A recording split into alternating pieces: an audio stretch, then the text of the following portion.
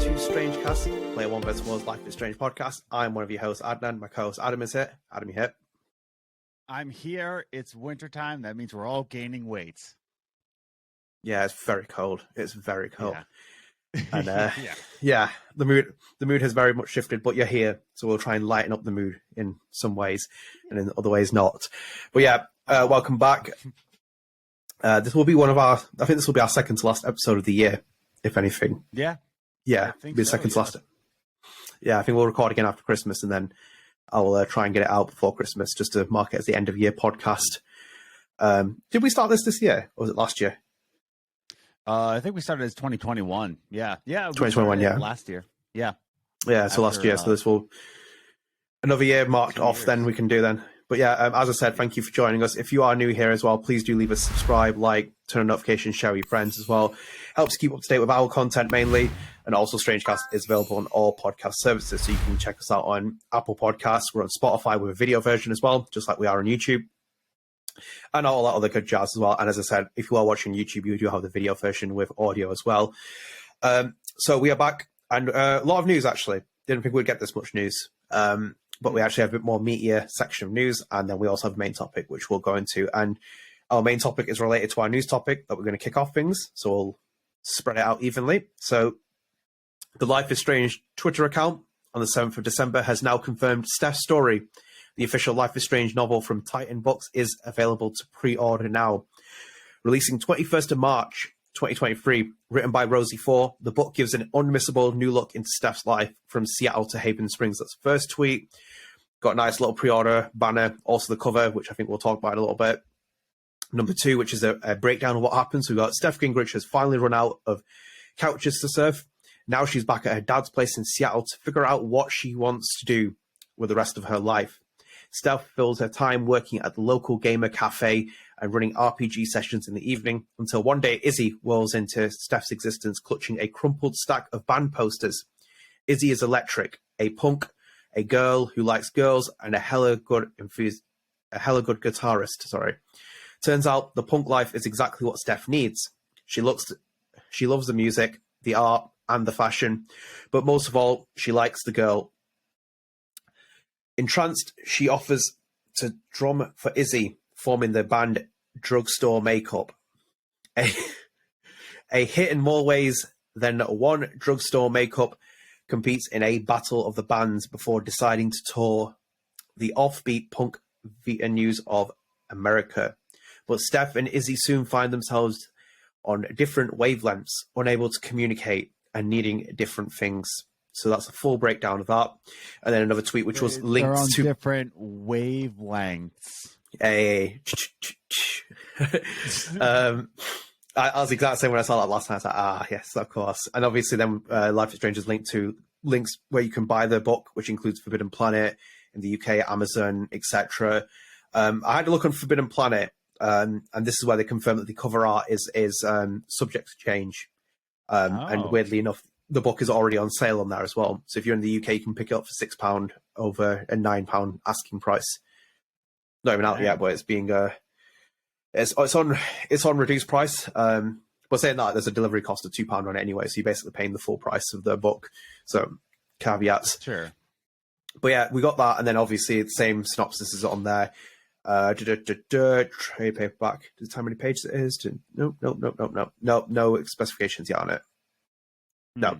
So, yeah, we finally have more details on Steph's story, including a full breakdown of it. No, I have pages on the Barnes & Noble one. It is 304 pages.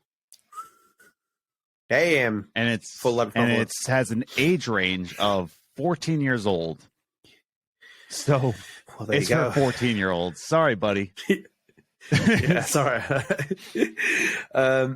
Yeah, so we have page numbers there, so almost close to 400 pages on Steph's story. So yeah, it's good that we got this news, because obviously they confirmed it just not too long ago that this was happening, and now we have details of what's happening in the book. The cover art was something that really struck me. I'm not really a huge fan of it. I don't know how you feel about it. It looks like a little bit of a, I don't know, maybe if I'm being a bit too mean, a bit of a poor Photoshop or something with Steph. I don't know. I'm just not. That's what I was thinking. It doesn't look like It doesn't look like an artist rendition. No, but maybe I've been spoiled by Claudia Leonardi's drawings for the Life is Strange comics, saying that I'm like this a little bit. But I think like I'm just not really necessarily hugely sold on like how Steph looks. I would have preferred it to be, I don't know. Maybe I preferred hand drawn, but it is a novel, so it's completely different. But yeah, we have Steph on the front cover, and obviously in the background we have like the band on there. Again, no front page of Izzy. Again, something interesting there. Yeah, interesting. I'm also looking for any kind of hints for maybe a Seattle tour. Maybe, yeah. Well, Hot Dog Man's in there. Well, Hot Dog Man is in there, yeah. Yeah, I wouldn't be surprised if there'll be references towards what happened at Arcadia Bay, because they did that in the Wavelands DLC. So yeah, I find it interesting. Again, Izzy's not on the front cover as well. Like they always do this with the dynamic with Life is Strange. Like look at how all the characters have been, like Sean and Daniel, Rachel and Chloe and Max. There's never really been a centric one person cover. Like obviously maybe with the Life is Strange one, you have Max on the front cover. And Chloe on the second one. But I'm saying, like, I question again why Izzy's not on here. Like, will this be released in markets where, like, China and stuff like that, where basically anything to do with trans is, like, really heavily criticized? I said this about Wavelengths. I said this where I'm always kind of like, I really want to go and play the Chinese version of Life is Strange True Colors, because I'd like to see what's actually censored and what isn't censored. So there was that huge row that happened with True Colors when they had the Tibet flag in the town. It erupted in China, as you could expect. And then also this as well, like if this is positioned in worldwide markets, maybe they've intentionally left Izzy off because of the trans character position that she has. So it's like I'm a little bit, I'm questioning it. Obviously, I know again it's Steph's story; she's the main character. That's why they might have just done it for that reason. But I just feel like Izzy's absence again is very noteworthy. It feels like very hollow. It feels very hollow to me. It's the same way as it was in True Colors as well. She kept getting referred to it, and then I think we saw one drawing or something of Izzy. No actual kind of like depiction of her as an actual character. So I was a bit like, I don't know, if you're going to actually do it, if you're going to attack this, do it the same way as they did in Life is Strange 2. Go on, head on, and take the hit. If there's people that don't like it, then you're just going to have to accept that. Like, well, you need to have a bit of conviction of it. So that's just my 2 cents on that. The story, again, seems, I'm interested to think if this is Rosie 4's story or if it's Square Enix's story. I think this is one thing you'll find out very quickly. Like obviously when I did my interview with Emma Vicelli, which you can go watch on YouTube, Emma's original pitch for the Life is Strange comic series was very different to what she ended up writing. So again, that was very much a publisher kind of decision that came down from the top of the story that they wanted to tell. So like I do question if this is Rosie 4's story or if it's Square Enix's pitch for the story. It might have been Square Enix's pitch with Rosie 4 writing in all the details of it. So again, I'm not too sure about that, but I'll leave the other part I'm going to say for the later topic that we'll do for the main topic. But what do you think of all this? Yeah, no, you make a good point that like it could be just a pitch made by Square Enix given to the author, and Rosie has to kind of go around that pitch. Like, hey, here are your guidelines, and if you like hit these like highlights, good. If you don't hit any of these highlights, you're going to have to rewrite it. And that's unfortunately, the name of the game when it comes to any kind of art. You work with a client and they give you a pitch and you're like, okay, I got to write around that. Now, the pitch itself, I'm not like a big fan of. This very much feels like a stereotypical, like, oh, she's a nerd but likes music. Well, what are you gonna do? Like this is the gamer cafe. Like gamer cafe. Yeah, it's a gamer cafe running RPG sessions. Like, but she's also in a band, and it's just like it sounds like this is a pitch made by CBS. Like this sounds like another thing. Like this is like a sitcom on CBS. To jump into what you say, I get it, because I think it's like when like a CBS or whatever weird station makes like a TV show, like Saved by the Bell, and tries to write things for kids and thinks they understand what kids like and do. Like when I look at the first Life is Strange, I think it's intentionally awkward. So like, like Michelle, Luke, Raoul, Jean-Luc, all the people who were involved, Christian Divine, when they were doing the first Life is Strange, it's unintentionally awkward. of like the kind of the high school atmosphere, like, all the cliches and stuff. But this one seems like the over, like, oh yeah, she's in a band, she's like, working this gamer cafe, she's doing this, and she meets this eccentric girl at like CERN. It's like, it's a bit like, I'm like, you had like a checklist, you like tick, tick, tick, tick, tick, tick, tick. It's like, which is why I think you're right in to say that like this is a Square Enix pitch, because a creative artist, much like Rosie, who knows art, knows the art of storytelling, knows how to make a character more than two-dimensional. Mm-hmm.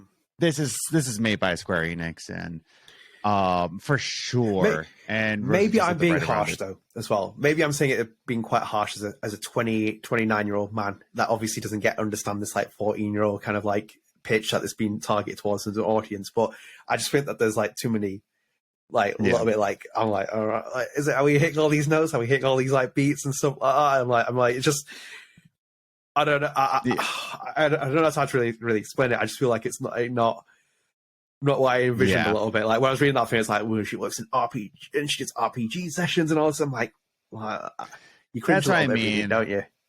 It definitely feels, it could go either way, I guess, but at the same time, I'm still gonna read this. I'm still gonna like give my thoughts on it. But I know it is a young adult novel, but that doesn't mean young adults has to be corny. If that makes any sense, it never has to mean that. But a lot of adults will think that you have to pander down to the youth. Speaking as a former youth pastor, but there's a lot of people that like came to me and it's like, oh well, why don't you try watering it down? I'm like, because they're smarter. Like kids are not as stupid as people might say they are, but and this feels like a watered down, like, oh, I won't get hip with the chillins, it's like, oh, gamer cafe. It's like, oh my god, chill. It is a very difficult ask to write for young kids. Like I kind of, this is what my kind of reception was towards Life is Strange, when they used to get really criticized for it. Like they're using hella every 4 sentences, and it's like, do they even know what kids talk like in American schools and all this? Like, and I was like, but put it into context, I'm like, they're all a French development team, heavily influenced by stuff like Twin Peaks and other American literature, TV shows, etc. And they can only give you so much of what they can know of it. It's like, if you're asking me to write something about English, like if you were writing about an English high school or something, you'd be like writing it in such a cliche kind of way. I'd be looking at it like, Adam, no one talks like this. Everyone says to me about Doctor Who. Actually, like, is that what England's really like? Out of the West Coast of America, people do say hella. That's what I mean. Yeah, so it wasn't completely like shocked with me. I think they were kind of criticizing them using it hella so many times, and those kind of like, they won't say it like that many times, but they will say it. Just like in the Midwest we say, oh geez, sorry, yeah. And obviously there's some little bit of awkward dialogue here and there, but I kind of get it though. Like, I don't think you really know who you are until you're in your late 20s. Like I look at myself, like I was saying this conversation with those, like 10 years ago, like you thought you were hip, you thought you knew everything, you thought you'd enter the adult years, shit all until you hit your late 20s into your 30s, because at that point you basically spent your entire life, whatever's happened, whether it's been misguided, everything else, and then you get to 30 and you become really self-aware of who you are as an adult, and you realize all the lessons you've made, etc. That's what I mean. Like you can see in your face, it's hitting all the beats of that. So like I'm not too I just wonder how actually I'll leave that for later on, because as I said, the main topic will relate to this, because there's lots to be kind of picked apart with Steph's story, just in the fact that it's Steph as well. So it's like, and I don't hate Steph, obviously, love Katie, like the character, but there's like a lot to unpackage with Steph, I think. And I think we'll try and do a book club next year. It'll probably be like late 2023, considering my reading pace compared to Adam's. I think Adam will give you the first verdict on Steph's story before me. But if you guys do want us to like do a little bit of a book club on that actual novel, we can definitely look into it. And I think we'll try and attack the comics next year at some point as well, see if we can kind of like break them down one by one and kind of like, I'll probably be on your same pace with reading, because starting next year, I'm going full production on the full length album. So my reading pace will probably match yours, so it'll be nice for you. You'll actually even my me pace. In full production, I'll be reading faster than you. I read purely non-fiction stuff, so I've read biographies before. and very few far and come. And the other ones as well, like in my life, I've only read 7 fiction books and like finished them, and they were the Harry Potter books. Like, I've my God, read anything. I've never been able to make it through anything. My mind doesn't work like that. I just can't picture things. I'm just like, I lose my track of like something after. I'm like, what happened there? And like that, like flicking through. I'm like, why can't I just like reverse like a DVD or something? Jeez. So it takes practice. It takes practice. Yeah. Yeah, I think it's an art form for some people, but I think I will come back onto this a bit more because there's a lot to be said with it. Should we jump into the next topic? I definitely think so. I'm excited for this one. Oh, okay, yeah. So big news came out, which was wasn't expected by this. So at the Game Awards, of course, our Lord and Savior, the Dorito Pope, Jeff Keighley, allowed Don't to announce one of its games there. So we now have confirmation that Don't revealed its action RPG Banishers, Ghost of a New Eden. So I'll read it from the press release. I think that's probably more clear way. I was going to use Game Informers, but let's do this. So Focus Entertainment and Don't has announced in 2018, following the success of Vampire, a new collaboration to bring one of the most ambitious projects in the history of both publishers and the studio. Focus Entertainment's participation in the Game Awards 2022, I'm not reading all those nominations, is the occasion to unveil this brand new project set to release in late 2023, Banishers, Ghost of New Eden. Experience a powerful and intimate narrative in this action RPG, playing as 2 proficient ghost hunters and lovers faced with impossible choices and their dramatic consequences for the living and the dead. Dun dun dun. Ooh. The world premiere reveal trailer showcases the hallmarks of Don't, a striking art direction, strong characters and plot, as well as a unique fantasy world. So we have John Burt, managing director at Focus Entertainment, said, and I quote, "We're so excited to finally lift the veil on Banishers, a project born from our long-standing partnership with Don't. The studio has an unmatched talent for creating words that are as unique as they are immersive. They are amazing storytellers who know how to truly enhance an efficient, innovative gameplay with narrative and emotions. That's exactly what they are doing with Banishers. It's a very ambitious project, which is sure to receive a very warm welcome from players all around the world." And also, Oscar Gilbert, CEO of Don't, said, and I quote, "We are very proud to present our new action RPG to our gaming community. Following the international success of Vampire, the new original IP showcases all the studio's expertise with the spectacular combat mechanics, iconic character designs, and breathtaking environments.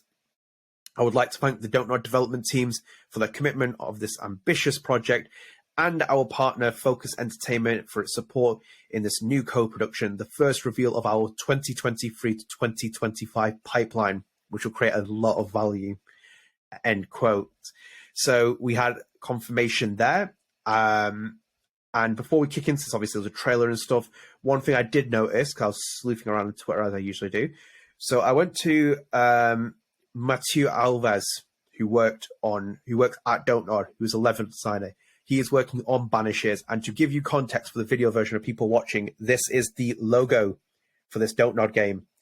Yeah. So just to confirm that as well. So that is one of the 6 projects. Obviously, we know Montreal's is the tape. This is the one for Banishers.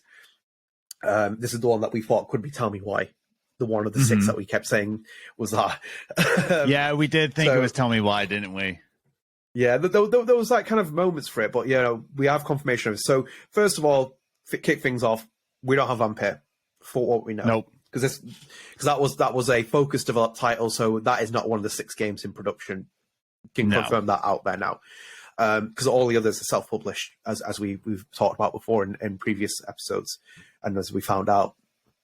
This looks cool though, and this gives me a lot of things to think about, because one now, and I'll kick things off straight away, is that with this game coming out in late 2023, Montreal's game is not coming out in 2023 now, and I'm dead certain on that. No, it will get revealed, in my opinion, as a prediction from here. It'll get revealed again at the Games Award next year, and that will be released in 2024. Yeah, there's no way the Montreal game and this one is going to come out in the same year. For Don't Know's fiscal earnings and its reporting and everything else, it is not going to put 2 of its biggest hitters out in the same year. This is a big one for Don't Know. It needs to have the same success as Vampire, and as we've spoken about before, the Montreal project has huge expectations on that as well. So like my prediction now is having seen this, we won't see Montreal's game next year, or we might see a trailer for it. We won't. Yeah, a trailer. We'll see a trailer. We might see a trailer or an announcement for it. It's not coming out in 2023. Not a chance.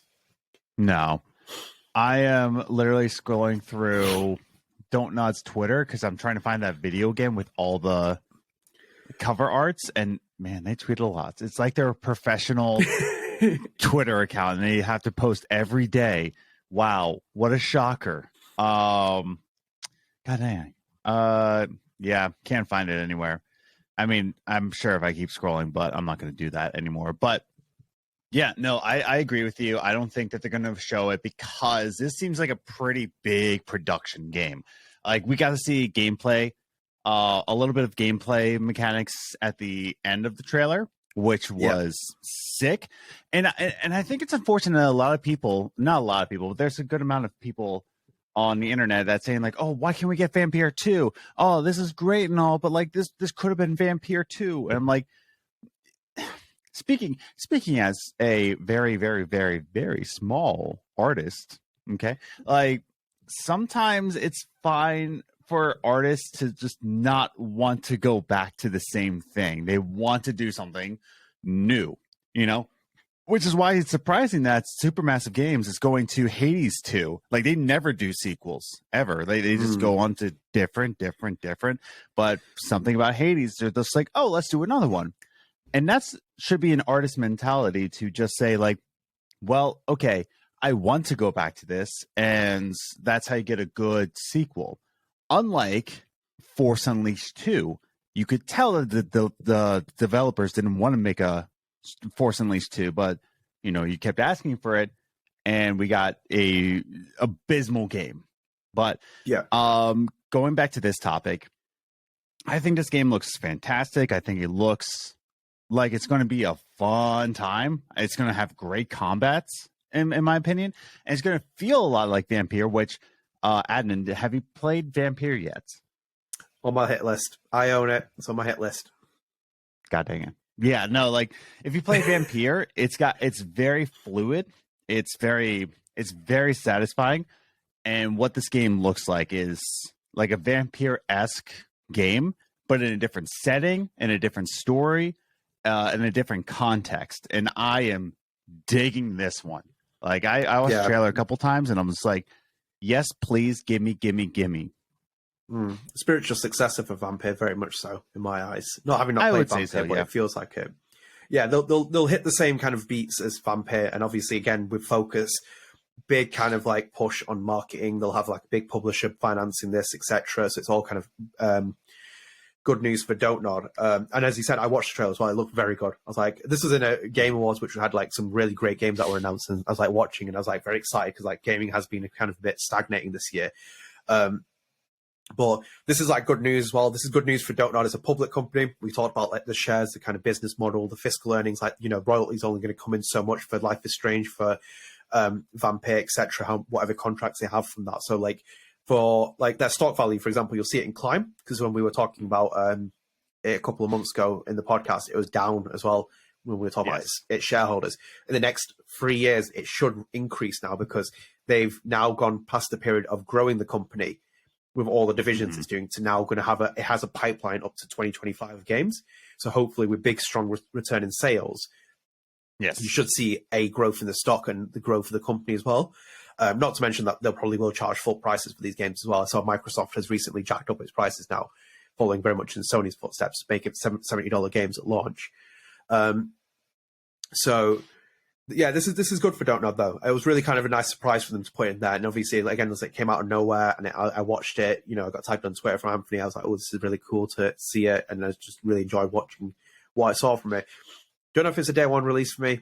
Don't know if I'll buy it day one, but I would like to see how it performs again. Like they're probably hopes to kind of see a Vampire kind of like reception towards it, if anything, and I wouldn't be surprised if it gets that as well. It's really unfortunate that we're in a day and age where buying games day one is just questionable. Take for example the latest Pokemon game that came out. and it's just a buggy mess. I Shocking. bought the Callisto. Yeah, I know. Honestly, I bought the Callisto Protocol day one. For me, You bought it day one? Yes. Yes, I did, and I am very much enjoying it.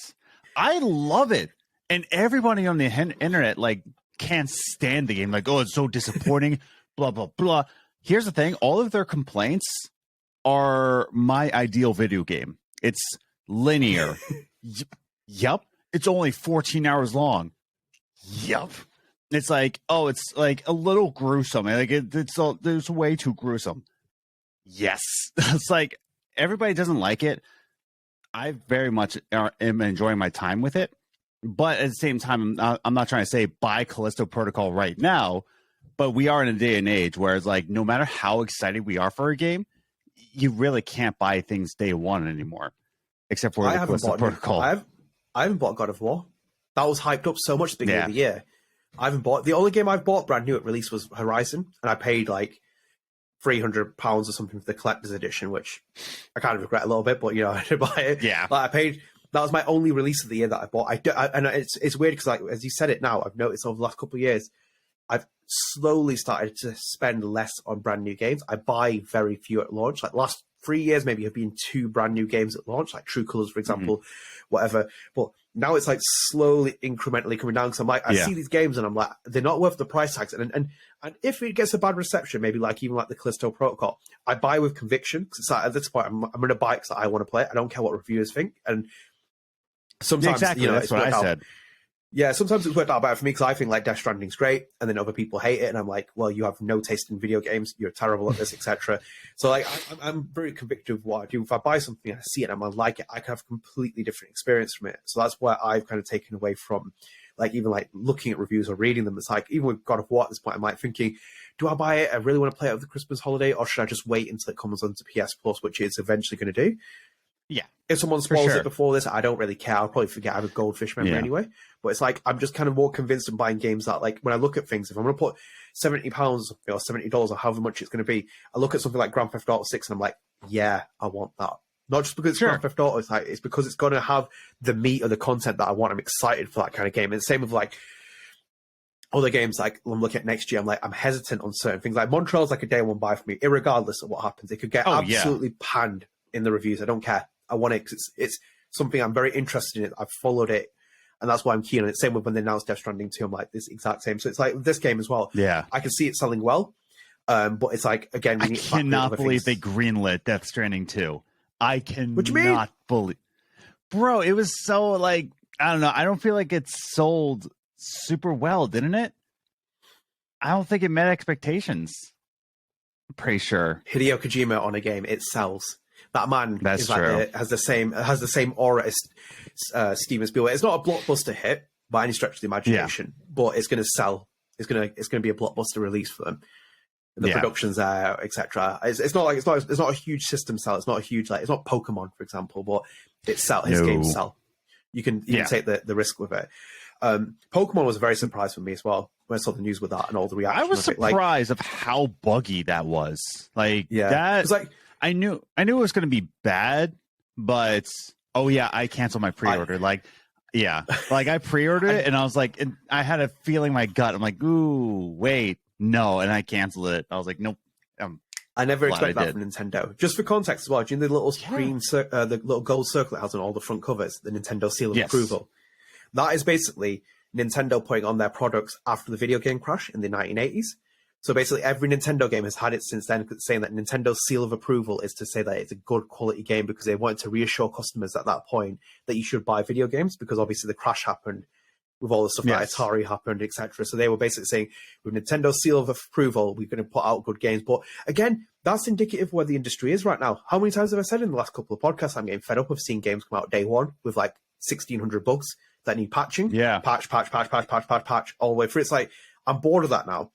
So unless I see a game where I really want to commit to it, I'm going to buy it and I'll put the money towards it. So like I can see that kind of that criticism comes with those kind of games. But onto this kind of point, we don't know. I could see this selling well. I could also see it seeing a little bit of a struggle because, for example, if Focus now start jacking up prices to $70 and we're getting a bit political in here. If obviously the recession starts to hit in the next year, which it will do across the world, you know, they're already worrying about how much video game industry is going to get impacted by sales and revenue and etc. So there's caveats towards this game, and obviously maybe it gets pushed back. It could get pushed back into 2024. I wouldn't be surprised. Yeah, honestly, Anything can happen. It's very unfortunate, but yeah, no, I agree. Yeah, I could see it happening. But again, on the more positive news, it was really cool. It looked cool.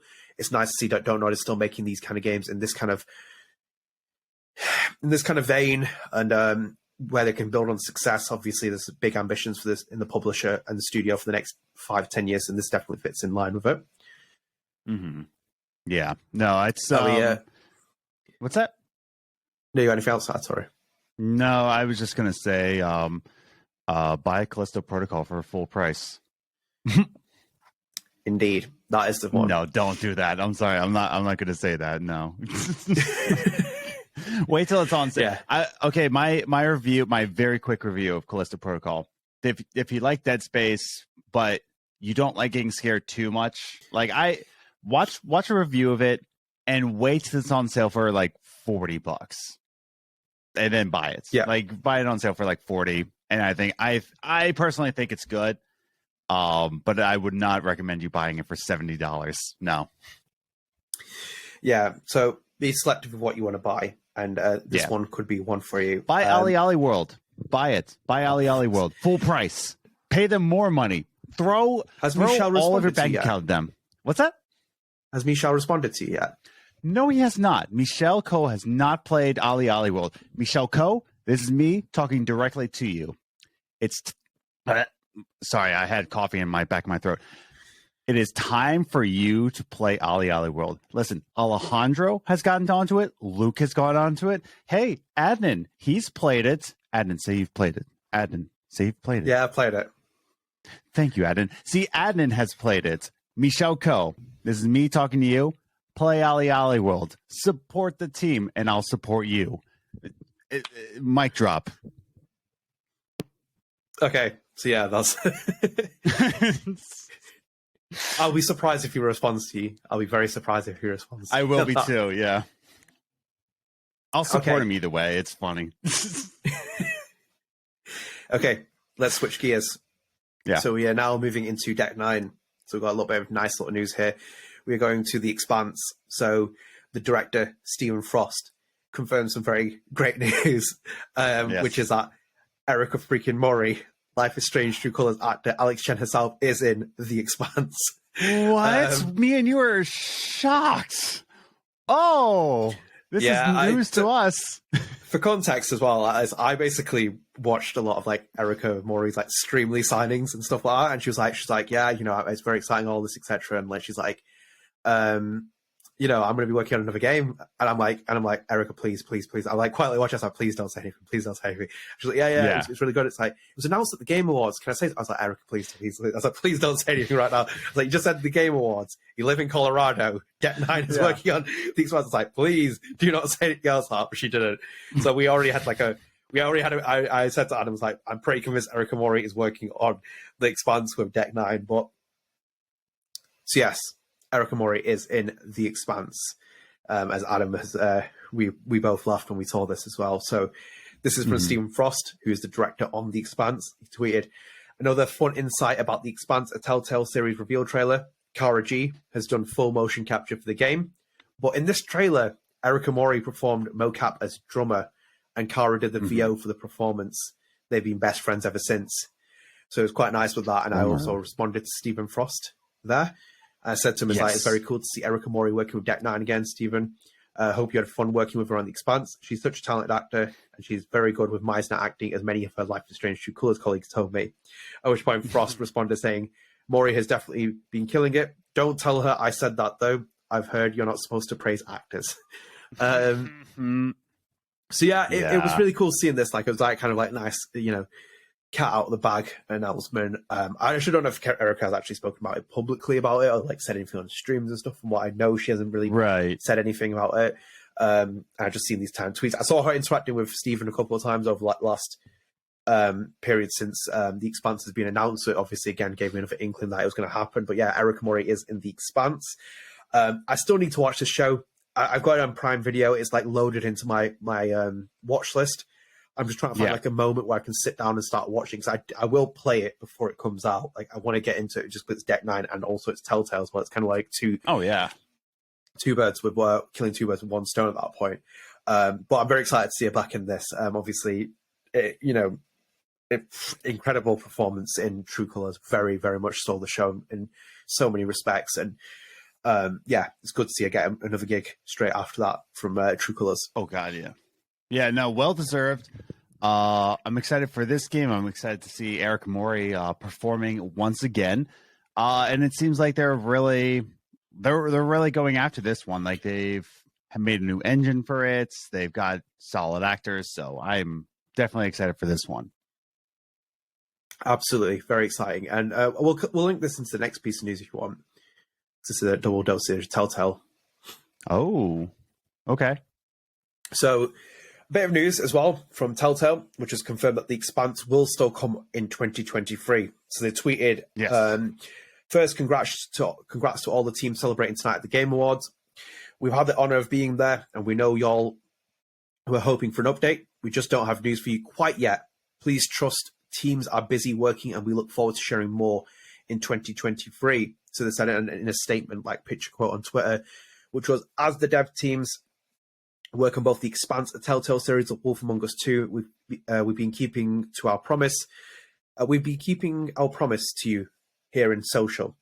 We've been as transparent as possible. We've shared news as the games get made. Early this year, Jeff Keighley joined us in a virtual Fable Town to give you a ton of info and answer a lot of big questions in a video reveal for The Wolf Among Us 2.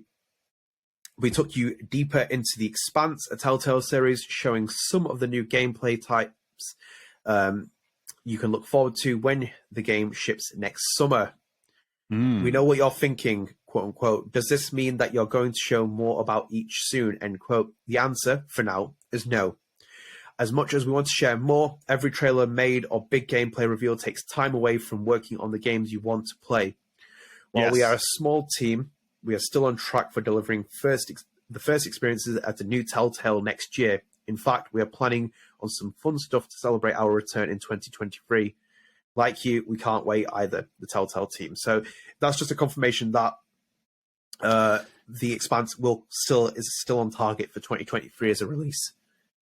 Okay, can I, like, that hit home for me. The third hit home again as a very, I need to repeat this, very, very small independent artist. Like, I have no idea the extent of this, but I need to put that out there. But yeah, the third one where it says the answer is no. As much as we want to share more, every trailer made and big gameplay reveal takes time away from working on the game.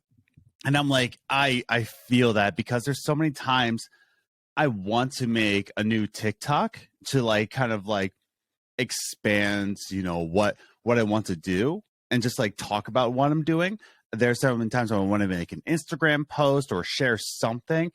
But again, like, even those like short, like maybe 30 minutes is time away from the keyboard here and like making the music and all that. So it's like, for that little piece of just like me, like I want to make a TikTok, I want to share, but that's taking time away from the art that I want to do with the limited time that I have on a bigger scale of artists. Like, every time someone has to make that trailer, someone has to make that reveal, right? And that takes time away from getting the game to you in 2023. And people seem to think that, like, oops, okay, am I good? Yeah. So that takes time away from getting it. And people seem to think that trailers just happen out of nowhere. You can just like copy and paste like a video, like video editing, like, oh, just take a clip and then just like put it on TikTok. It's fine. It's cool. But it's more than just a magical, whimsical send off that fans seem to think it is. It takes a lot of time, and that time is spent getting the game to you on time, Yeah, it's as you said all that, and then like as I said before, alluded to it. Like next year will be rough for a lot of people. Like there will be recessions, there will be stuff hitting the games industry. Like we don't know if all these games are still on track for next year. They might say it now, but 3 or 4 months from now, when they start cutting, if any studios have to start cutting staff, then they will start pushing projects back. There's no guarantee on what's going to happen at this point.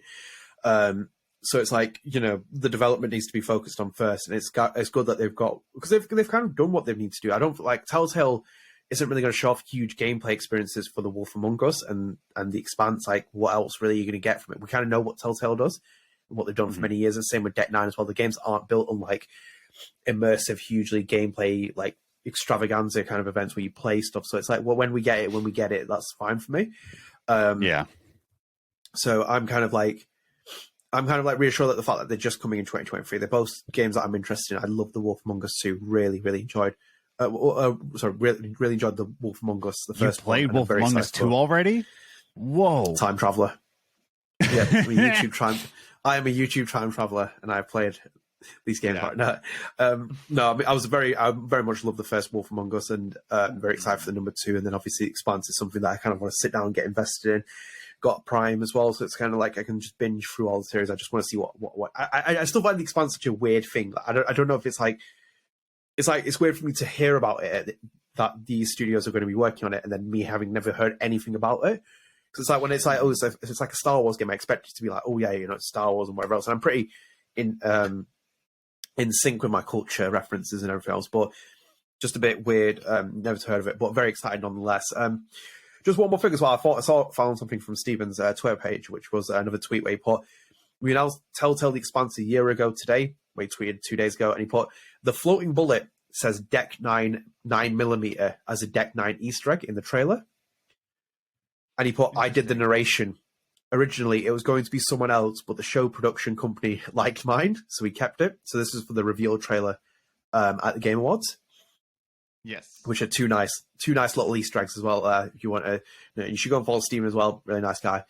Yeah, but yeah, generally speaking, I feel like I've spoken my piece about it. Obviously, more coverage will come on The Expanse and etc. in the near future when we kind of get to it. But Adam, do you have anything else to add?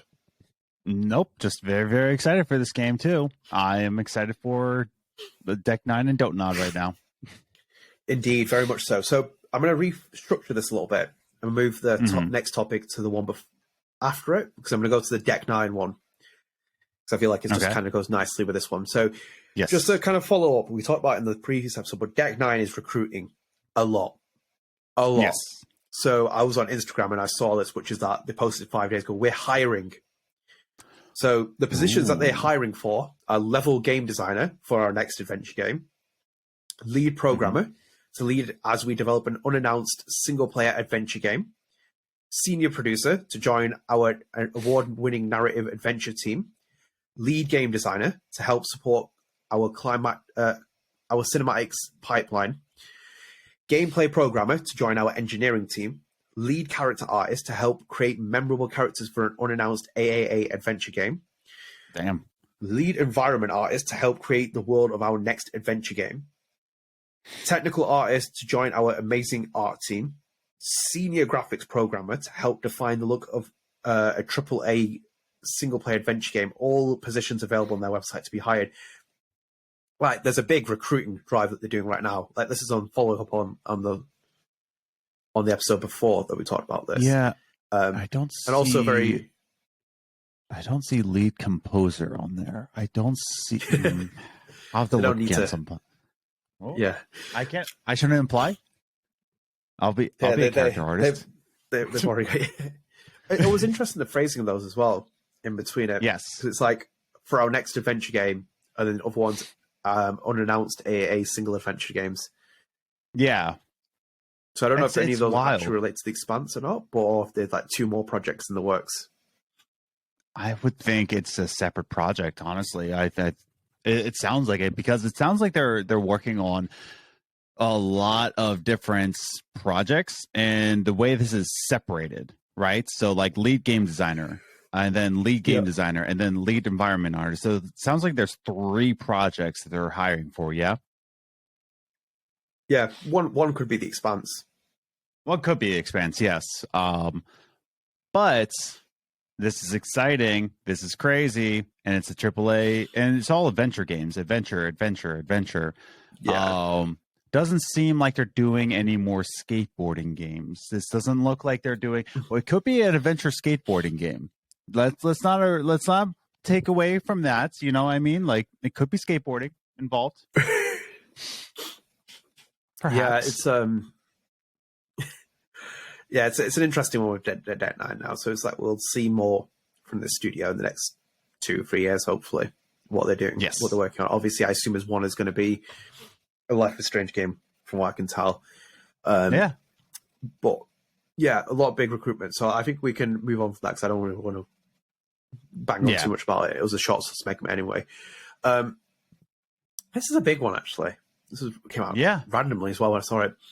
So we go into the Gamer website, and the article is that Russia considers Assassin's Creed, Life is Strange, Dragon Age, and The Last of Us quote-unquote LGBT propaganda, end quote. So this is from Sean Murray. I just read the subtext to that one. Displays of gay agenda can result in fines over $6,000. What the heck? So Sean Murray says on here, Russia has expanded its law forbidding quote-unquote LGBT propaganda, end quote, in national media. The law, which first passed in 2013, prohibited, quote-unquote, the propaganda of non-traditional sexual relations, end quote, in any media intended for children. The recent amendment to the law has expanded to include adults, which activists say essentially bans all LGBT plus content from media in Russia. As noted by PC Gamer, Russian politician Yana Letrova offered a specific list of games back in November that included gay content now forbidden by the amended law. The list includes several Assassin's Creed games, Borderlands, Divinity Original Sin 2, Dragon Age, Life is Strange, The Last of Us, Fallout, Apex Legends, RimWorld, Overwatch, The Sims, and more. Individuals found displaying such games would face fines of up to 400,000 rubles, roughly $6,350 while companies and organizations could face fines of up to 5 million rubles, roughly $80,000. It's not quite known what constitutes as quote-unquote gay propaganda, end quote, at the moment, as the new law has yet to be tested in court and has extremely vague wording. Duma chairman of the Information Policy Committee, Alexander Kinston, described the law as forbidding statements praising Oscar Wilde's writing as being, quote-unquote, thanks to his orientation, end quote, but simply mentioning he was a gay man would not be against the law. Weird, that's weird. However, activists speaking to the Moscow Times stated that the law is so vague that it can be easily interpreted to be a full ban on any media showing LGBT plus people. Other activists speaking to Reuters noted that the law also prohibits advertising for gay bars and events, and public displays of affection between adults might also be against the law. Homosexuality was a crime in Russia until 1993, and even now many LGBT plus report a general hostility atmosphere. Meanwhile, Russia's invasion of Ukraine is going swimmingly. I don't know if that's that was written very poorly. That's written very poorly.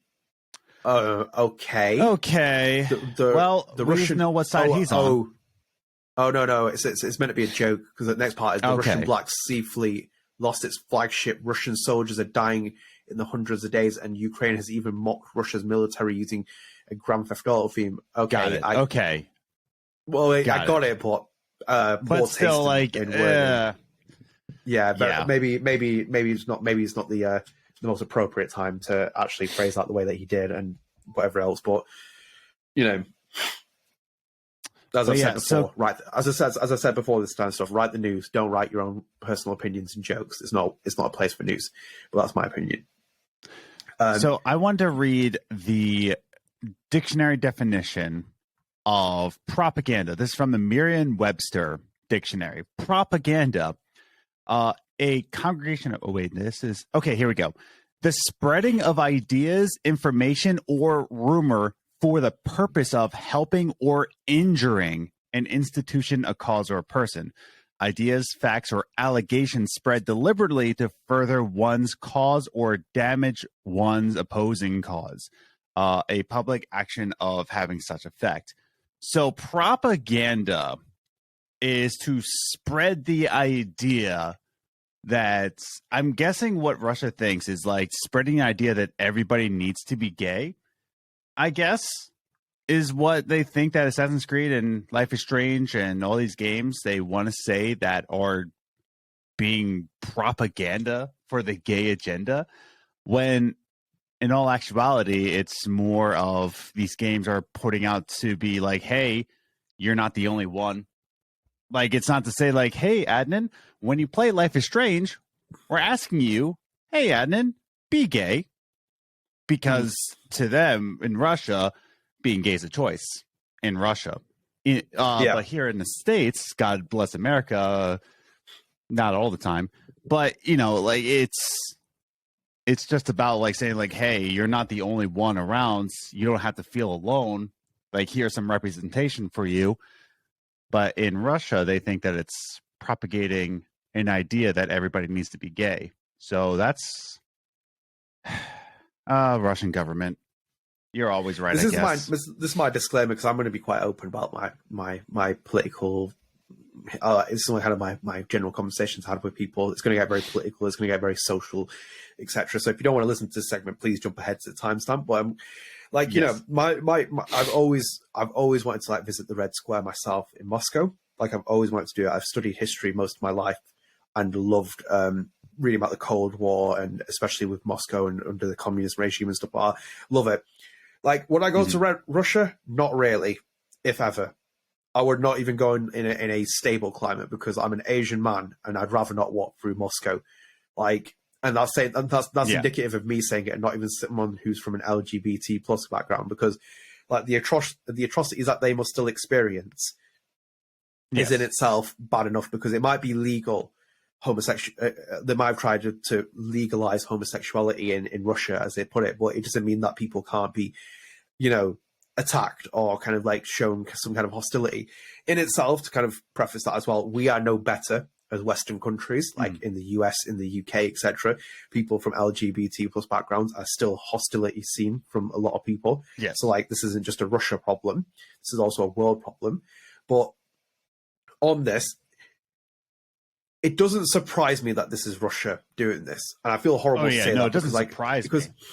Because, like, as I said before, like, I've always kind of tried to stay, you know, I try and keep it a bit more. I don't know how people feel about politics and all this kind of stuff, or how much they want to see it in their life, but I've always been critical of, obviously, like China, for example. I've been very critical of them on this podcast, with Tencent's involvement in Donut, in terms of, like, the way that Wavelengths and Life is Strange and stuff, his content is marketed in China, especially with their kind of, like, stringent position on LGBT plus rights and human rights in general as well. You know, you only have to look at in China the amount of Uyghur Muslims are killing in genocide, essentially. No one's saying anything about that. But the same with like Russia, for example, like there's like, does it really surprise you that Russia's doing something like this? Like, you know, what Vladimir Putin is doing at the minute with Ukraine.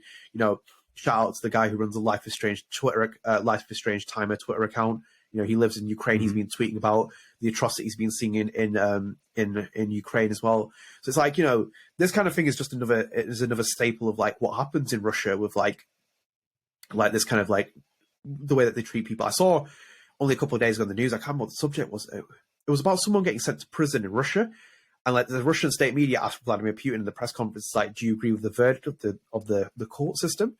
And he's like basically just returned saying, responding to what the Russian courts are saying is kind of like almost treasonous. And I was like, you're the president. But it's like, do you know, like kind of way he phrased it? It was almost like it came across as so villainous. It's like, you're saying that you're questioning me about what the Russian courts are saying, but I'm also the president.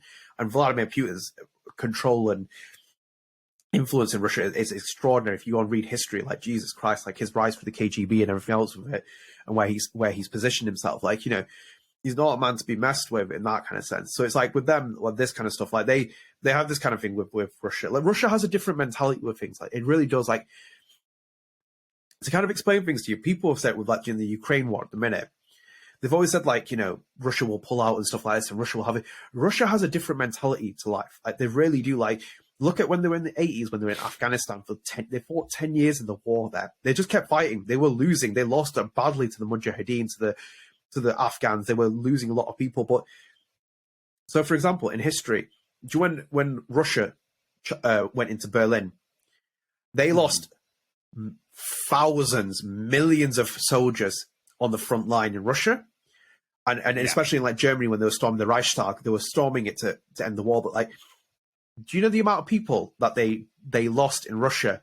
They basically took all the bodies, put them into one grave, and then unmarked them. They don't have the same standard for human life as we do. That's the simple fact of where like people like when Vladimir Putin's relaying about Ukraine saying, "Oh, they're committing genocide against Russians," they'll believe it. Mm-hmm. They might not believe it. They might believe it. But it's like this has happened throughout history with like the kind of like the oppression towards different activists, different people. You know, you had Pussy Riot not too long ago when I think they're still going as well. That they've very much gone like an anti-Russia kind of like position. But it's like these people put their lives on the line to kind of see any kind of change. Look at, for example, with China, Tiananmen Square, kind of like any kind of protest. They have protests at the minute with Xi Jinping doing lockdowns there constantly. So like seeing this, it's like obviously it's really, you know, I feel for a lot of people who live there. You know, this isn't all Russian people. I feel like for a lot of people who live there, because like this is such a, you know, it's hard for people like that. And obviously, like Life is Strange is categorized in this, for example, so it says a lot about, you know, how that's kind of been hit. Again, like in itself, it refers to the first Life is Strange, which again is indicative of it. Because we've always spoken about Don't Nod and how they portray their themes, their messages. Yeah. You can't cut out any of the LGBT stuff in the first Life is Strange, for example. And I don't know if True Colors was even released in Russia. If it was, it's definitely be added to this list of LGBT propaganda, quote unquote, as Russia's defining it as. But yeah, it's just horrible. It's and I said before, like it's no better than in terms of like the way that the US media has done things before, like when they were talking about video game violence in the 1990s. It's always people who just look for something to propagate or blame, and this is like kind of another wave of Russia kind of like coming down on people who just want to be themselves. Like I've always seen it with people, and from the very few people I've ever met from LGBT plus backgrounds, and I say this as someone who came from a Asian background as well, and I know how Asian people treat LGBT plus people in their countries, and my parents were both from a Muslim faith, but I'm very open-minded with how I've met people. And I've only ever met very few people from LGBT plus backgrounds, just to my own kind of like shame. And to my own kind of shame and, you know, having met more people. They've always just said to me, it's like, we just want to be left alone. It's like, if you like watch any part of the news, like if it's US news, UK news, or like Fox, CNN, all this, they bang on about the trans debate and stuff like this for so much. And like, I've just met, from the people I've met, they've always just said like, we just want to be left alone. It's like we represent less than 1% of the population in the world, and you're like send your entire news agenda around us, and then creating so much hostility and hate toward people. Look at the stuff that happened in Colorado in the shooting that recently happened. Like this is the kind of thing that they're very fearful of, because it's like you basically instigate news where it's like you're tapping into the same unhinged people who resent these people who they've never met. I've never understood that, where I've met people who hate someone who's trans or gay. I don't get it. It's like, why do you hate this? This person doesn't affect your life. Speaking as someone from the United States and in the restaurant industry, I have unfortunately met, I'm in your same boat where just like, kind of like, I don't understand how someone can hate somebody just for their orientation. And it's just kind of like, I've met people who are just like, say heinous things against trans people. Like I'm not going to repeat exactly what they said, but I heard one server like say when a trans person came in, like, did you see that thing over there? I was like, what the like that person got fired like instantly. So that wasn't the only thing that person said, by the way. Like there was more cost to that firing than just that statement, just to let you know. But I've heard that like someone say like outright like saying like, oh, I like, why do these, and they use the F slur against homosexual people. Like, I don't understand why they should exist. Like they shouldn't exist. And I'm like, it takes so much energy to hate somebody when it's just like, dude, chill out. You don't know based on what you kind of like. I was talking to Adam about this before. I was talking to Alejandro podcast with Adam before when we did our podcast. Like I had this weird relationship with this American girl that I knew. Weird in terms of there was no kind of like definition of it, but she said to me like she was like, you know, I met her mum sort of when we've spoken, and she's like, my family's quite open minded about certain things. I was like, okay, and she's like, other parts of my family aren't. I was like, okay. And I was like, what do you mean by that? And she's kind of like, you know, it took a little bit of hesitation for her to kind of open, but she's like, you know, I wouldn't want you to meet my uncles or anything like that because they'll probably call you like a dirty Arab. And I'm like, what? Well, I'm not even Arab. I'm like, I'm not even Arab at all. And it's like, do you kind of have that reaction from it? And I'm like, and that's why I've always kind of said it. Like, this is why I've you know, I felt it myself. And like when people say, oh, this about Asian people and this about black people and this about trans people, I'm like, oh, well, until you feel it yourself, then you'll know it. Like, you know, I know people that I've met and they like look at you and you're like, it's like, you know, the first thing they're asking to like, itching about is like, where'd you come from? It's like, that's not really relevant to this conversation. And I'll cross that bridge with you at some point if I find you interesting enough to have a conversation with you about it. It's like, you're not the first person to ask, it's not the last person to ask about it, but it's like the stuff like that, as you said. And in itself as well, you were a youth pastor, so you've seen it yourself from the religious front of the way that people are treated who are gay and like the horrific people that go through the horrificness of some people going through gay conversion therapy, which is like being outlawed and is still practiced in certain places and all kinds of like thing with that. So it's like this kind of stuff like in itself. I have worked with churches that have wanted to pray the gay away. Like they straight up wanted like anytime a kid came out to me, like I kept it to myself, you know, because I knew what the church would say. And I'm just like, no, I'm not doing that. Like I'm not like breaking this person's trust, you know, just so the church can like take advantage of this kid. It's a kid. Like a kid, dude. Like I don't know. That's why I'm not a youth pastor anymore. Like I stopped. I'm just like, I couldn't stand it anymore. No, it just got to me a lot. I don't blame you. And this is the thing with like this kind of like news. It just sink you a little bit hard because it's like the car article in itself. When reading it, it's like contradiction within contradiction because there's no definition of what great propaganda is. And it's like, what happens if this happens? It's kind of been a little bit flimsy in court. It's like, how does it really stand itself? Like, but again, it's like, it's down to where Russia stands itself, its history. It's like the way it perceives things. Like, you know, it's a different country, man.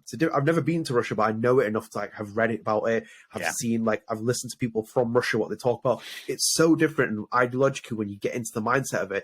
It's horrific. And it's like, you know, you don't have all the rights in the world in like Western worlds as trans people or LGBT people, anyone from those backgrounds. But like, man, I would be very grateful myself if I was an LGBT person living in the Western world, even though I get like a lot of hate and all this as well. It's better than living in Asia or like, you know, where they have a World Cup at the minute in Qatar or like, you know, where they have Russia with these kind of laws and stuff like that. Because like, there's some worse places where people who can't express who they are, who have to hide the fact they're from LGBT. You'd be hiding this for the rest of your life out of fear that someone reprisals on you. And then also the kind of like the level of censorship on media, again, is indicative of how their culture is reflective of certain things. It's really difficult to kind of like, you know, I feel for a lot of people in this kind of news, but it's an important thing to talk about. And it's like, as I said, this topic will get very much into this, and I'm not going to stray away from it because I do want to talk about it. I want this podcast to talk about all kinds of things. And I've been very open-minded, but I've always been very critical of like, this is why I stand very firm on certain views of like my position with like the World Cup in Qatar and in China, or with like how they treat people in Russia. And I have to like preface it myself. We're not perfect either. The Western world is nowhere near perfect. So it's like, we can only preach as much as we can. You have to eat what you preach. Yeah. No, there's a lot of like societal things in the States that I'm just like, this is just, it's messed up, man. Like I said, I don't know. I think that more people need to just chill out, let people be people, and just do your own thing. You know, like worry about yourself rather than worry about other people. Yeah, it's going to take years. And I'd be truthful, like years for more acceptance to come. Like it's like, for example, we've talked about it before. Like, Tell Me Why is the only game that I know that has a lead trans character. And I think it was heavily marketed on the fact that it was going to be bold enough to do that with Don't Nod. But again, how many publishers are going to really take a punt on that? It was a Microsoft bankrolled game. We've talked about this before. Microsoft really took the hit with it, put it on Games Pass. How well did it really sell? I was seeing so much hate towards it from like all kinds of things. You go on Twitter, for example, which is the biggest toxic cesspit you'll ever see, along with Facebook and all the others. And you see how people react towards things. And I'm kind of sitting there, like, do you really have this much hate in your heart to people you never met?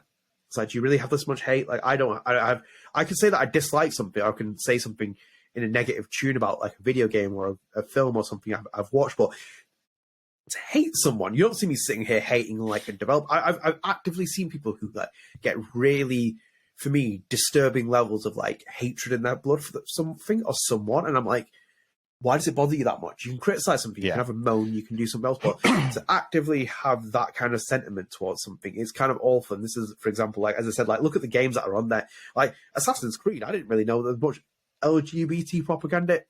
In quotation mark.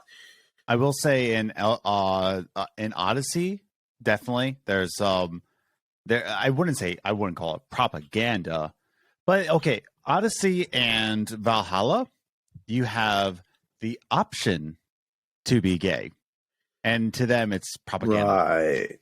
Okay. So you have the option of, like it's kind of it's a lot like Mass Effect. Yeah.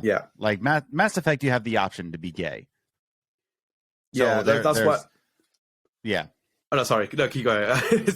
No, like that's what I mean. Like, but again, in Russian government, they believe it's a choice to be gay, rather than what Valhalla and Odyssey have done. And I don't like talking about Ubisoft games because I don't want to promote them, but I will defend them at this point. That's saying that, like, if you are playing as an LGBTQ plus player, you have the option. Like, we're not going to stop you if you are feeling that way about a character. They want you to like have the option there for you. But yeah, no, like I wouldn't call that propaganda. You know, I would just call it as like, I don't know, accessible as anything else. But you know, what do I know? I'm just some guy who lives in North Dakota, you know, with a beard and a failing music career. Well, it makes me aware I'm a guy from the UK with a failing podcast. So it's like, what do we know? No, but exactly. Well, we have opinions, and we like to say opinions. Yeah. If you want to listen to them, that's fine. If you have opinions, you can leave them in the comments. Always been happy days for people to leave their thoughts in there. You know, I didn't realize with Assassin's Creed that's where I've got up to in the series. Odyssey's like my next one to hit off the list because I'm gradually trying to get up to date with where they're at. And the last one I played was Origins, and it's like, wasn't a huge fan, but you know what it is. But I feel like Borderlands, again, I think this is probably just where the characters are presented like Moxie and stuff like that. I wouldn't be surprised if that. It's like some of these characters are so flimsy. The Last of Us would be like the Riley Ellie thing, but even that's like, again, like I just think it's like, you know, there's a lot to kind of be unpackaged here, but it's just like, you know, it's just more awfulness of Russian news to hear on top of what's happening in Ukraine. So it's like, you know, it does paint like not the best of picture, but again, as I said, I know Russian history. I know the way that they perceive things, like, and like as I said, like that to have, where is it, LGBT homosexual was a crime until 1993. In the UK, homosexuality was a crime. Homosexuality was a crime in the UK until the 1960s, in the mid 1960s. Again, in the US as well, homosexuality was frowned upon for however many years until, you know, it's not like this is just a Russia problem. It's always been a general hostility problem. I've seen it before with so many people, and like the way that they react towards things. But yeah, it's a shame of that. But I think we'll move on to our next topic to kind of change the tone of things. But also, I think the gamer should really definitely sub-edit the bottom part of that article, because that last sentence was not very. Yeah, you can't just like jar somebody with like a pun, and the pun can lead to like saying like, "Oh, Russia," you know, like. There's a weird way of phrasing that. A bit of a weird phrasing. There's time and a place for that. So last piece of news for our main topic, which is that Don't Nod tweeted on the 3rd of the 12th, 2022. It has already been 3 years since the last episode of Life is Strange 2 was released. Long live the Wolf Brothers. I don't think Life is Strange's Twitter account tweeted this. Again, as me and Adam have talked about our theory of Life is Strange 2 and Square Enix's relationship with that. That's why I wonder if Sean and Daniel are going to appear in the novel at all, if they're on world tour. No, man, they ain't gonna ever be seen again. We have in the comics, certain characters have popped up here and there from where I've read up to. But yeah, Square Enix doesn't like Doesn't like No. Life is Strange 2. Go on their banner as well, on Twitter page. It's remaster collection in true colors. Sean and Daniel do not exist in any way, shape, or form. In the Life is Strange Twitter account? Yeah. Wait, I need to see this now. It's just Alex Chen. It's True Colors and the remaster collection. So before that, so no, they didn't tweet about it. The last thing they tweeted before the Steph story was "Happy Birthday, Gabe Chen." They didn't even tweet about the 5th episode of Life is Strange 2 coming out. And then the only other reference they made of Life is Strange recently too was that it was on sale in Black Friday with the other ones. Yeah. The tweet. Yeah, look at that. Wow. Look at the art of the tweet as well. Like, do you want to share the art of the artists? Like the Life is Strange 2 characters usually in the background or something. Yeah. Like look, scroll through them. Like all the recent ones, they've appeared, but they're appearing in the background with the other characters. Yes. Oh wow! Look at that. Oh wait, yeah. That's wild. Like they're there, but like they don't really care. That's unfortunate. No. In my mind, I've never seen the full official sales figures. It didn't sell well enough. It was easily the most divisive entry in the series for me, personally speaking. Yes, definitely. And I think, and it was one that I really saw it with like how people reacted towards it. I think possibly it's the best entry in the series. Truth be told, I even grown to like it a lot. Like I've grown to love Life is Strange 2, and that's unfortunate they don't really recognize it. Yeah. Oh well. I find Life is Strange 2 an acquired taste. I think there'll become a time in your place. If you didn't like it the first time, there'll come a point in your life where you'll play it and you'll really enjoy it. Like the beats really hit. The story is so straightforward. That's the kind of games that I want to play now. Like I sometimes sit there at home thinking, like, I want to play a game like Life is Strange 2, like purely story driven that has this kind of like same tempo. Like the games that I played more recently, like Oxenfree and stuff. I really enjoy them because it's like really story, hard hitting stories that kind of like feel at home. They have that kind of adventure setting of it, etc. And like this one was a great episode. This was a great finale for Life is Strange 2. Again, it is not talked about enough because people really didn't like Life is Strange 2. I remember speaking to Gonzalo about it when we did Life After Strange, and he said that he cried during the recording of these endings. They were really emotional. Like you basically see Sean go through thick and thin, non-stop, to eventually get to the point where he's at. And it's like it was such a really, for me, a good episode. This is the one that I didn't review. I think I basically left the industry at this point. I just didn't get around to reviewing it, which is kind of weird now because it's like the one episode which I didn't review. I don't know how I'd score it. It'll probably be scored a high score for what I can remember with it. And as I said before, Life is Strange 2 is a game I haven't played since I bought it. And I don't want to play it again because it's like I played it and I really, really hold great memories with it. It's like I have to go, if I go and watch it again on YouTube, I enjoy it. But it's like I don't really want to go back and play because I really had great memories with it. And I think like, as we spoke about with Alejandro a couple episodes ago, he really loved the direction that Donut went with it. He really, really relates to Sean Diaz and Daniel Diaz. He loves their story. It really hits the tempo. It hits the tempo with them. And again, I know that a lot of people love it. I just wish it just didn't have as weird of a feeling as it does with Life is Strange fans. And I think like it really set the tone for where Square Enix took the series with True Colors and etc. My own kind of personal belief with it. But definitely an anniversary to be remembered, and I'm grateful that Donut has acknowledged it. If not, Life is Strange Twitter account. Yeah. They rarely ever acknowledge Life is Strange 2. As I said before, I've said it a million times in this podcast. Go back now, you'll see it more and more. They'll acknowledge it sometimes. They'll like post like one or two Life is Strange 2 focused piece artworks, but they just don't acknowledge it in any way, shape, or form. It's always the first. It's the first one, BTS a little bit, and True Colors mainly. They're the ones that I always kind of like patterned for their Twitter account. But I wanted to give a shout out to Life is Strange 2 episode 5. Great episode. Fantastic. Yeah, episode, for sure. Yeah, very fitting ending. So should we kick into our main topic? I think so, yeah. Okay, so the main topic for this one was going to be that our theories on why Steph was chosen as a Life is Strange character feature in the novel ahead of any other characters. So let me kind of break this down in my way of think about it, and for anyone who's listening. But I've always said to Adam that my thing with True Colors, and I've always had to repeat this, I don't dislike True Colors. I like it. But True Colors always rubbed me the wrong way when I was playing it. I could not tell you why it was like that. I kept feeling it every scene I was watching, every beat it was doing. I kept feeling like I was like, do I hate this game? Do I like this game? Why do I feel a little bit indifferent towards it, etc.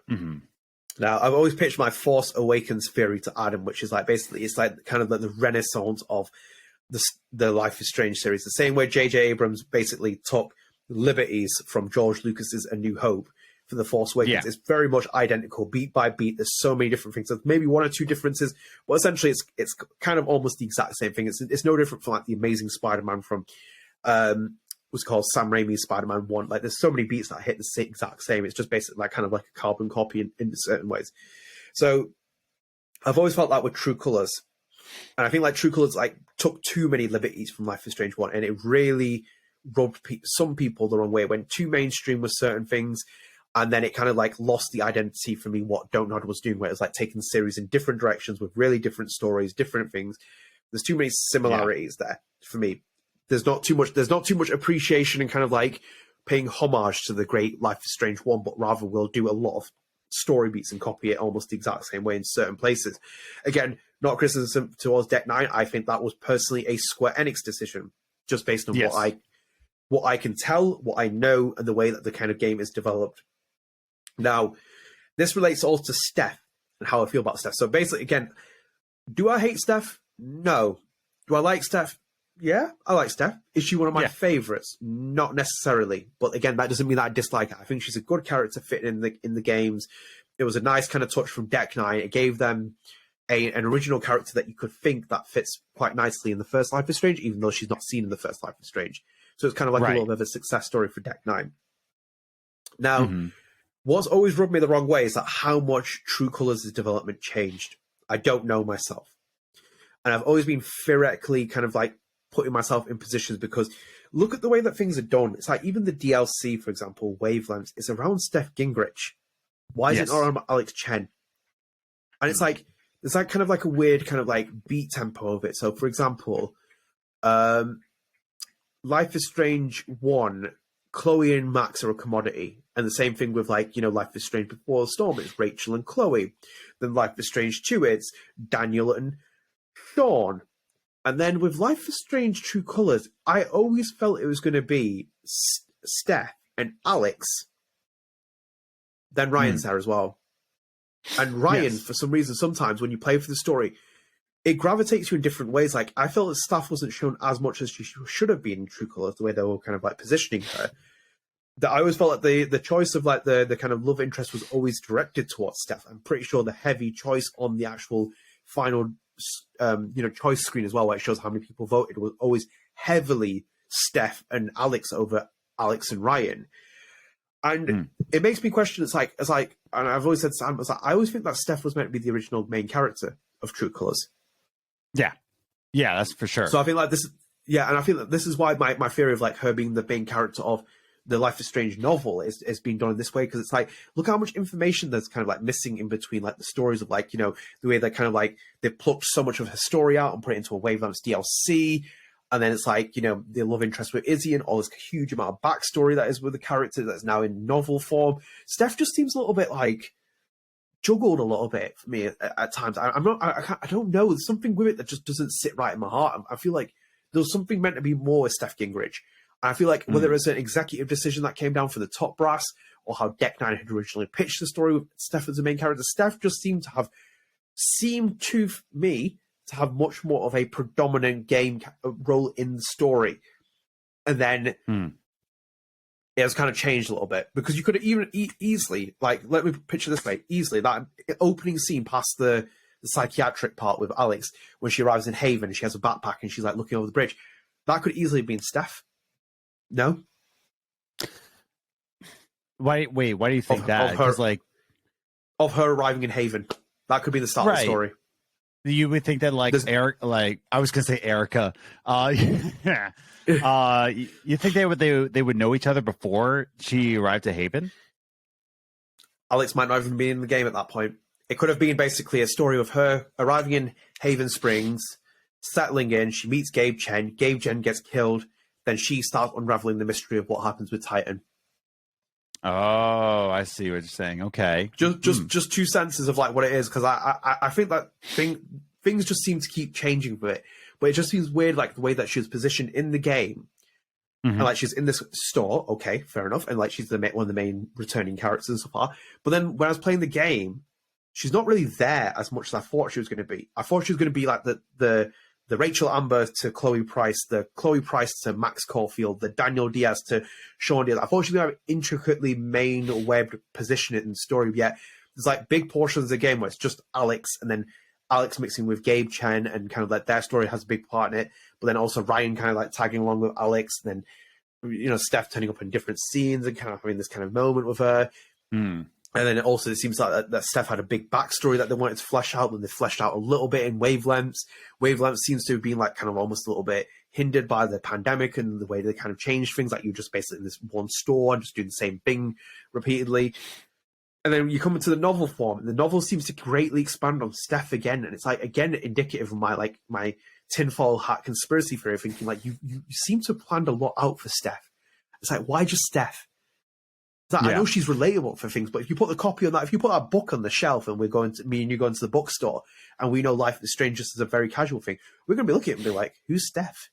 Who's that? Yeah. It's not Rachel Amber. Yeah. It's not Chloe Price. It's not Max Caulfield. Chloe Price and Max Caulfield are the main selling points, as they were in the comics. They sold it on that, and they used Rachel Amber as the third kind of like floating around character as they tried to tie the story in. Same if you go to the story and you saw Sean Diaz, you'd be like, all right, I know Sean.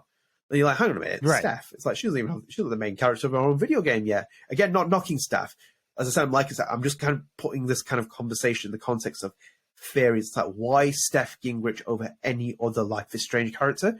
Like, there's so many you could have done. Like, you focus on specifically more so, and more so, if anything, the kind of argument I'm trying to make is, why is Alex Chen not the main character of this novel? That you could basically explore her entire life is there before Haven. Yeah, like I would have loved to know more about why her dad left. Like, we know why he left, but like I would love more detail. I would love, more about the facilities that she was in. Like, there's a lot of story that was left unsaid. There was hinted at it for sure, but we could learn more. Even if we got a Gabe story, like if we got a Gabe novel, you know what I mean? Like that would be something. But I think Steph, I think Steph is just more of like they see the numbers. They're on the internets.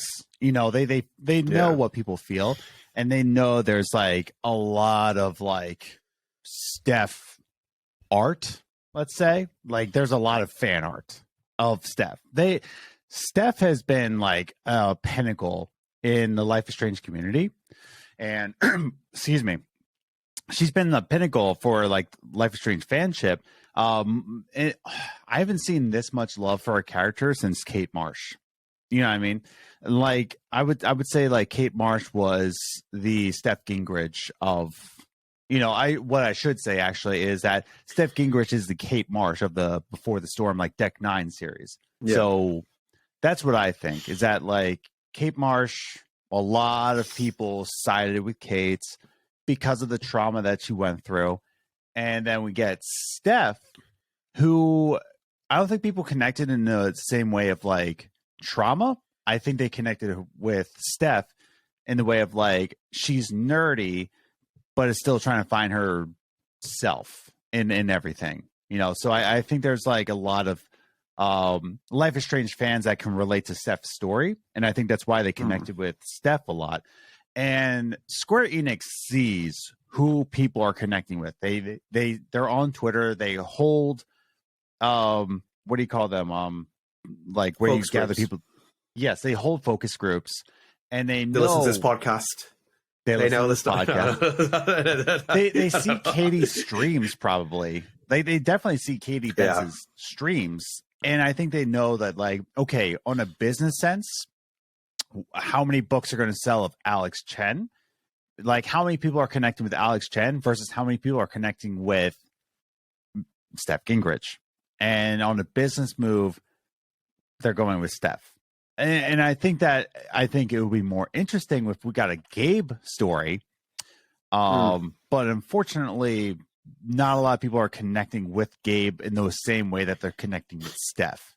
And on a business move, they went with Steph because they need a safe, money-making routes, a safe money-making investment, because they're also investing in a separate author, like not an in-house author. They're investing in like a established author in the book world. So they want to make their money back.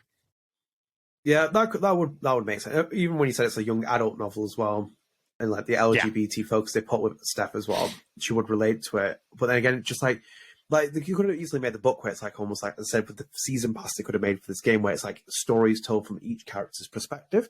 Oh yeah, you could have done it where it's like a novel where it's told from each character's perspective of like people who live in Haven. So it's Steph, it's Ducky, it's Riley, it's Charlotte. It's all these characters that could have happened with that, but just something there that just doesn't sit right with me. Even with Alex as well. Like, why would you make Alex the main character then if she's not as popular as Steph? It's like there's just they really did try with Alex. They tried to make her relatable, and I related a lot. I liked her, but they made a Max. That's why. Yeah, it's true. Again, look at how different. Look how to compare Max and right. Like, as I said, like sit there and like play True Colors. Like look. Try and see it from the eyes that I seeing it. Like when I'm like looking at it with Max. This is why I said to Erika when we did that live after Stranger episode, I was like, "Do you ever consider method acting from it?" And she looked at me and like afterwards, like she was talking to me afterwards, she just joked, I really enjoyed that. And she I don't think anyone ever asked me if I was doing method acting. But I was like, I'm asking you because like the way that they're doing this character is so similar to Max. They always refer to Max potentially having like autism or something like that. The way that she does things, or she has some kind of like not condition. I'm not trying to look away. Like she has some kind of like she's different. They very much try and relate that in Life is Strange 1, and it's like the similarities carry over to Alex, the way that she's very awkward, the way she's like kind of like interacts, the way she like looks at people, the way she talks. So it's like that was the thing with me with like True Color. Who was watching? I was like, why is this like really taking so many liberties from Life is Strange 1? And I think I'm pretty convinced that they're basically hoping that Alex will become the new Max Caulfield. And they can be like, all right, we've got a big banger here. We can go forward and kind of do it. But it doesn't seem to have necessarily the same resonance. Like people like Alex. I like Alex. I really enjoyed it. But she doesn't have the same kind of like impact as Max. I think like maybe Steph's popularity stuck on as much as it did from Before the Storm, if not rose a little bit in stock value. So I think that's why they probably put her on the novel cover. I'm just a bit curious of the novel. It just seems a bit of an interesting selection, choice, and route that they went with it. Like a young adult novel with that. Like fucking, I'll just put Max and Chloe in the front of it and sell it in the bookstore. Jesus Christ! I can't imagine what the numbers would be for that. Like people would just like jump at an opportunity for that. Like But I thought it was a very interesting choice that they went with that, and it's like just reading the synopsis of it again. Like it's liberties with that. So I'm really keen at some point next year just to sit down and try and order the Chinese version of True Colors. It's being localized in that region, and I want to play it because it's like I want to see if this kind of relates into my other points where I've said, like, for example, we don't see Izzy, so like the stuff that Izzy's in the game for wavelengths, the main game, etc., that could easily be cut content in the Chinese version, because as I said before, China's very stringent positions on LGBT stuff as well, like that. And it's like I'm like curious, like how much the LGBT stuff stays in China's version. Like Wavelengths, she has that entire block of the LGBT thing that she puts down, like the Pride Month in the Wavelengths, and they're just going to cut Wavelengths. Do Wavelengths even get released in China? That's the other question I've got with that. So it's like it's a tough sell, man. It's a tough sell. Like imagine if Steph was the main character in the game and the love interest was Izzy. Like, would Life is Strange True Colors hit the same mainstream popularity as it did with the sales and stuff that they did with True Colors? No, like it's hard for publishers to make these decisions. But there's just something with True Colors. Obviously, I'd love to be a fly on the wall and see what happens in development. I know from my own kind of sources and my own kind of like input, like how much has changed during the development of this and what I've pieced together. It did seem to be changed a lot. But again, I don't know how much Square Enix has had influence on this. And I've always said before, like I'm always happy that this podcast exists, and I don't really want anything from Square Enix. I don't want anything in return from them. I've never asked anything from them, No. So it's like I'm not really that. I'm not going to sit here and not give you impartial responses like those other shill influencers, as I like to call them. The ones that start celebrating it. Oh, here's Alex Chen's jacket from a press release package, and it's like, well, and people like sit there worshipping every word they're saying. It's like, do you not wonder if they're really biased? Because I'm really wondering if they're biased if someone's not paying the money for it. Like, God, yeah. For example, like I will say this to you now, like, you know, Montreal's game comes out and we'll cover it. And they gave us and you know, if they gave us a code for it, and I would love them if they did, I would go and buy it at full release, because that's the conversation I'd want to have with you. I'm like, would this be the package that I'm going to have to do it? And in itself, if we did a video on it, I don't think I would call it a review. I'd call it a discussion, because I can't sit here in front of you and say I'm a neutral person and I can give you an honest review of how I feel about Luke and Michelle's game, because do you really think I'm going to say bad things about it? And even if they said to me, it's like, you can't be critical of it, I would find it hard.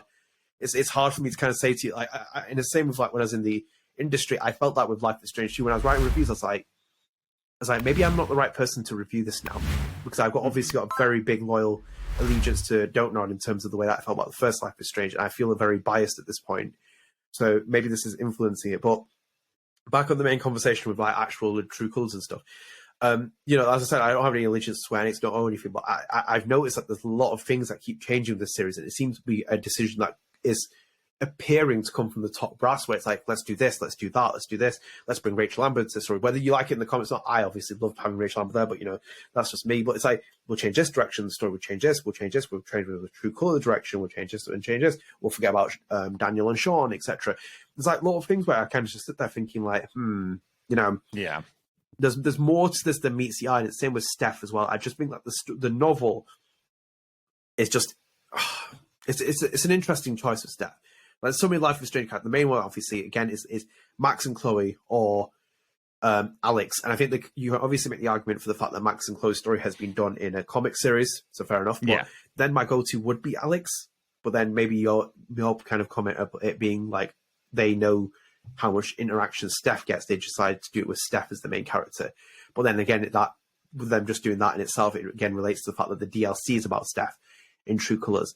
And again, like the way the story is done in Life is Strange True Colors, you could eliminate Alex Chen from the story, put Katie's performance in the main role, and then it makes me raise red flags. I'm like, it seems like Deck Nine were really keen to have Steph in a predominantly large role, and it's like, you know, something doesn't fit right there for me.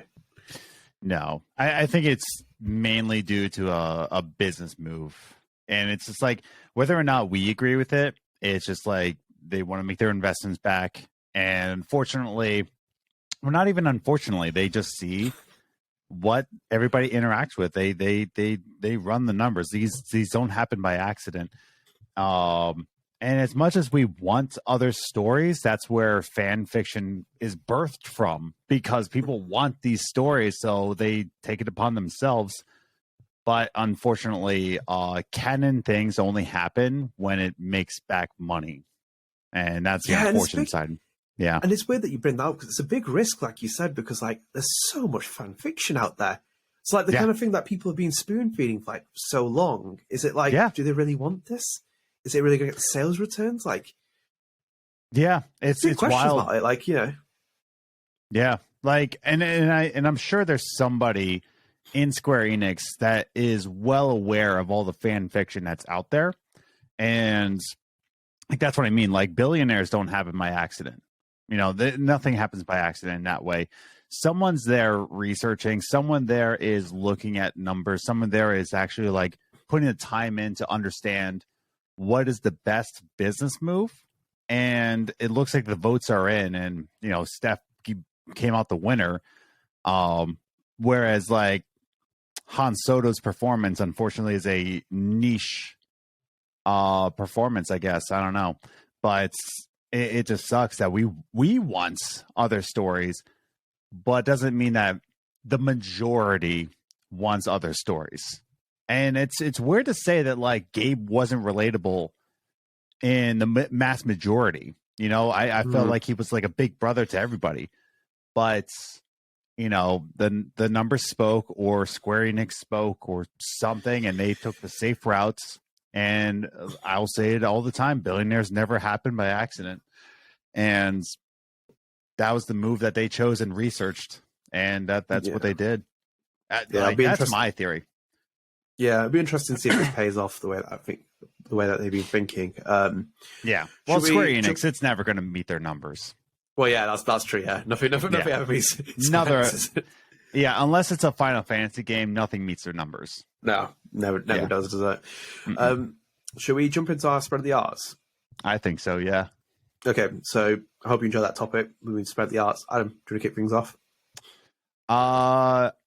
Well, I'm going to self-plug. I'm going to self-plug, dude. Did you just introduce this segment so you can self-plug every time? I feel like this is a common reoccurrence now. No, not me. No. Shameful. Maybe.